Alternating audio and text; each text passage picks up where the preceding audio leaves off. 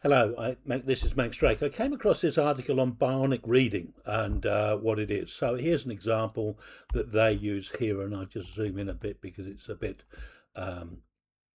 greyish. On the left-hand side is just your normal paragraph stuff coming through, so it's got a capital at the beginning and then it burgles through. It's being left justified for whatever it is. On the right-hand side, it's emboldened some of the letters at the beginning, so you're sort of picking up the edges of the word as you go through, so you're sort of bobbing across the top and your eyes gliding through and your brain sort of fills in the other bits with the bits of the letters, or sorry, of the words that are there. So the idea is that this can actually make you read faster and also possibly absorb more. There's a couple of videos that I watched on YouTube. Some were pro, some were, well, a few videos on YouTube. Some were pro, some were again. The one that was again, a couple of things that they said is there'd been no independent research that actually says whether this is actually true, that it actually increases comprehension and also increases reading speed, or even one or the other.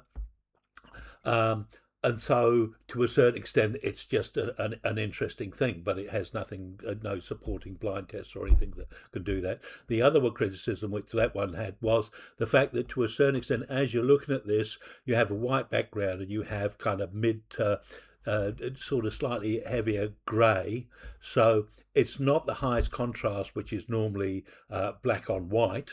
And so therefore the one on the right is always going to stand out a lot more. So they're sort of suddenly saying your eye's attracted to the right rather than the left. So anyway, I thought it was a novel sort of a thing to do. So I went looking and I came across, when I actually looked onto Bionic Reading, it came across this website and they had a whole lot of products and stuff that you could try. So I downloaded the Android app. It wasn't very good, and it could only let you do some things. And basically it was saying buy the app, and it was about $80 US for that sort of thing. So I suddenly thought it was a bit expensive, and then they've got Bionic Reading fonts and things. So I wasn't too impressed with that. So I ended up going on to Deepseek, which is a Chinese AI chatboxy type thing, and I asked it, can you write a script for this? And the first time I did it, the prompt that I actually did it, I said, can you write a script that will kind of convert an EPUB file into Bionic Reading? And it churned out this JavaScript stuff. And I thought, whoa, can you do it in Python? So it did me a Python script to do that. Now, I have just got back into reading and trying to read a lot more. I find I sort of started to graze on the websites and newspapers and things a bit too much, and I really wanted something a little bit more in depth. So I sort of moved back and I got myself an ebook with the e-ink, which I never, in the old days, I always used to just read on the tablet, but you get a glare, so it wasn't very good if you were outside, whereas the ebooks actually you can take anywhere and it's good to do. I also got the latest Kobo, or a later Kobo, I think it's it begins with the E anyway, and it's a slightly larger one, but you can actually put a file up onto Google Drive and then just copy it straight across onto the Kobo, so it's really easy to test. So I actually got the script to do this. So there was a simple script to do where I actually gave it a path of where the file was going to be stored and where it was. And then I also did one which would actually do bulk. So you ended up with a folder, whatever ebooks you put into there, it would actually convert across into the other one. So I just said, just write something and do it and see what happens. So you get what you get when you're actually using the AI prompts, and you obviously have to refine some of them. So inside of VSCode, you can actually go and get extensions through here. So I've got an EPUB reader through here. So if we just look at what the original book looks like, this is the original book, which is just in straight EPUB. And this is the book which has actually got the Bionic Reading through it. It actually comes through and it puts this at the beginning of every sentence. So I most probably can write something or get it to refine the code so that it doesn't actually have that at the top, but it actually has the highlighting through there for the Bionic Reading. So that was good. So I put that onto the ebook, and I thought, oh, that's quite good. I'll give it a try and see how that works for me. So that was the first thing, and I loaded it up and did it. Now, I just wanted to do a couple of things. I actually had some books on Kindle, and I sort of went off Amazon, and I tried downloading those books, which are in an AZW format or something. And anyway, it was DRM protected and stuff like that, and it was just so like hard work. And I tried 3 or 4 times, and I had to download older programs and things like that. And I couldn't actually get my ebooks that I'd pay for out in any format that I could actually use.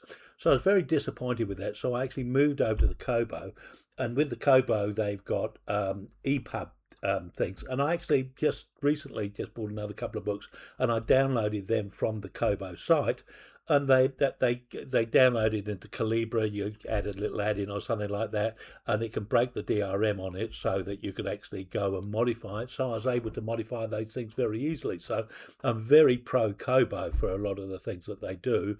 I'm personally a bit anti Amazon. So anyway, it came through and did all of that. So I was very pleased with it. Now, a couple of things that so it says what this script does is it extracts the EPUB, which is a zip format with HTML and CSS in it.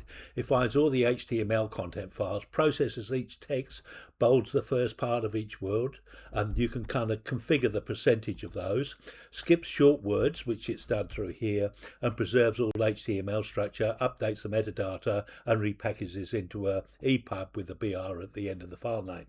So that was quite nice. So if we just go into there and actually look at one of those books in the output one, you'll see that all the 3-letter words hasn't got any highlight in it. Anything that's over 4 letters does.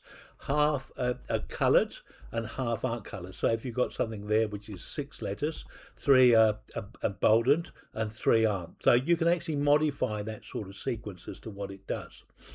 So that's one of the things there. Also, going back to the original from here, I do find, you see this sort of grey and the other one here, when with the e-reader at night time, I actually have a black background with white text, and whether it's the font or not, it's that the bold text is not as strong. But it's still different, and it is easier to read as I go through. So I'm actually finding it, but I actually haven't refined it, and possibly a different font may improve that contrast a bit more, but I haven't gone there really. I've only been playing it for a couple of days. So anyway, first of all, I ended up with the thing, and I got Mr. Deepseek to actually go and create those sorts of things. Got them in there, run them all off, and they all came through. Well, you know, you had to do a little bit of debugging and stuff like that. So I thought, well, that's fantastic. That's good if I'm doing e-booking. But another thing that I use quite a lot is that I actually go on and I do a lot of web browsing with a lot of stuff on there. So inside of web browsing, what you can actually do is you can make a bookmarklet. And what a bookmarklet does, I'm just going to demonstrate it here with this one called hi, and I'm going to use the word the and just see if we can highlight that. No, there's no there in there. There's the weather and things, but let's find another word that's there. Let's just try hi, and we just go after. And go okay, and there it's there, but it's not a common word through there. There's one after, there's an after. So what they actually do, and those are the there's that come through, but if there's the after. So if I just refresh that, they just disappear again in the original web page. So on a web page, when you pull up a web page, it has 3 different lots of code. It has HTML, which does the content, and it can do bold text, or it can do headers, header text, and all of those sorts of things. It can bring in images. It can actually do links. It can have links to videos and all of that sort of stuff. Then you've got the CSS, which actually does the formatting, like this kind of background yellow through here, and formatting as to where it goes with the header, and we're going to locate that, and then we're going to have the images underneath, and they're going to be sized differently through there. And the third thing you have is this thing called JavaScript. So JavaScript will go to the database and pull stuff out of it. So it will go to somewhere, pull the images. So anytime there's a later news at a particular point, it'll go and pull up the first thing and put it into the first ones, and then the other ones will go into the next ones along as they go. So that's what the JavaScript does. So if you're looking on a share market website or something like that, the JavaScript will go to the database, it'll pull out the latest share stuff, and it'll graph it in a graph. So it'll actually create a graph and actually put the latest information in there. So we can inject JavaScript into a web page once we've got it, and so that's the one which I've got there with a highlighter one. I can't actually think of any other ones I've got.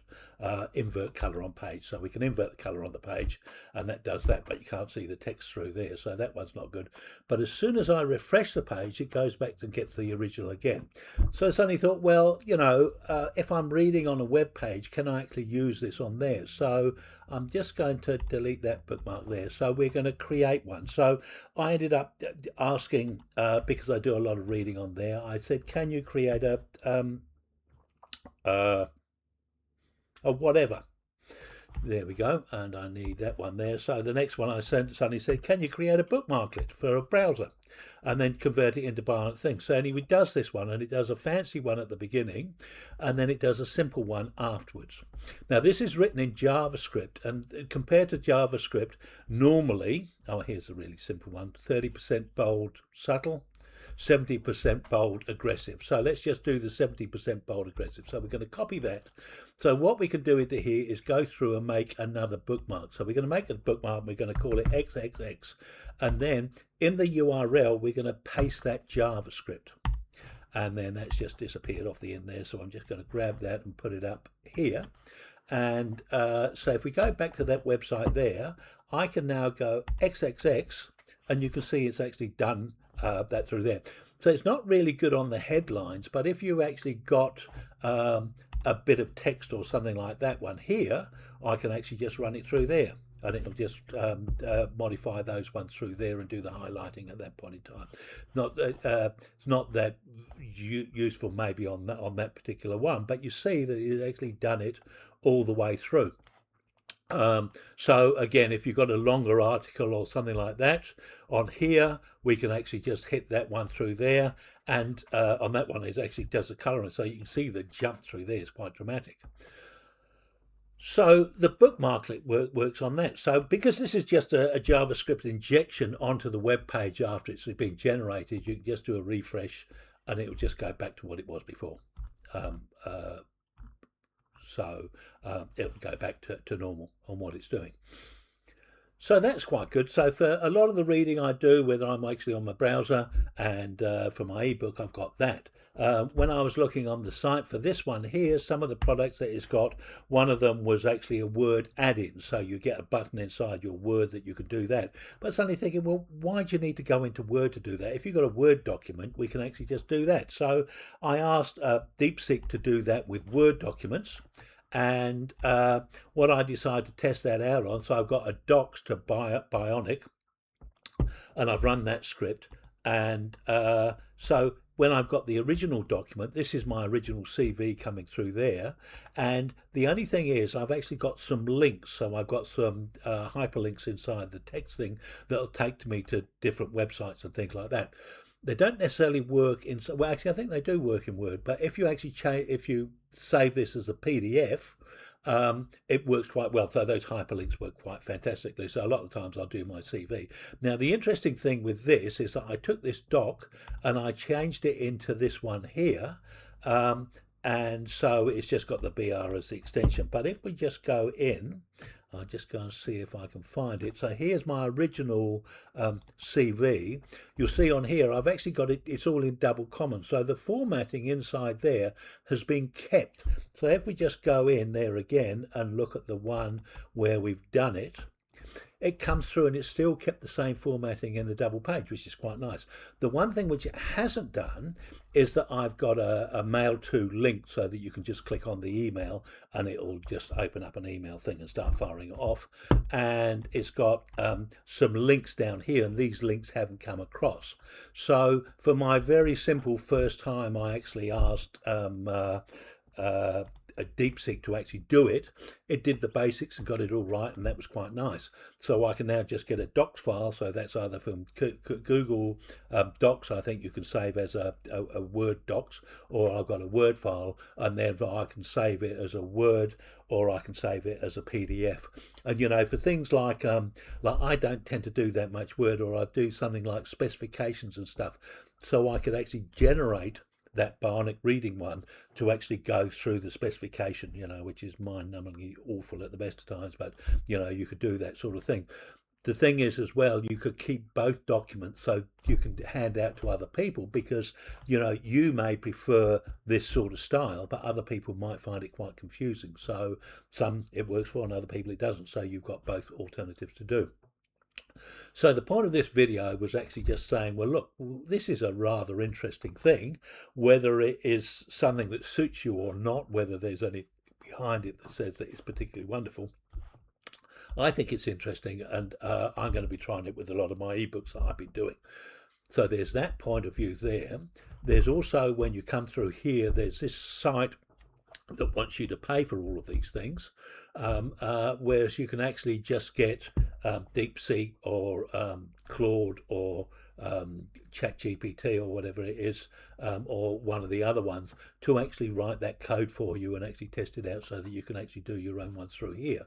So this one here, for the Bionic Reading one, they have some accounts. So if you look in here, this one says text conversion, character limit is 2000, and this is the freebie. So I actually find their freebie really limited, and it was on the Android app.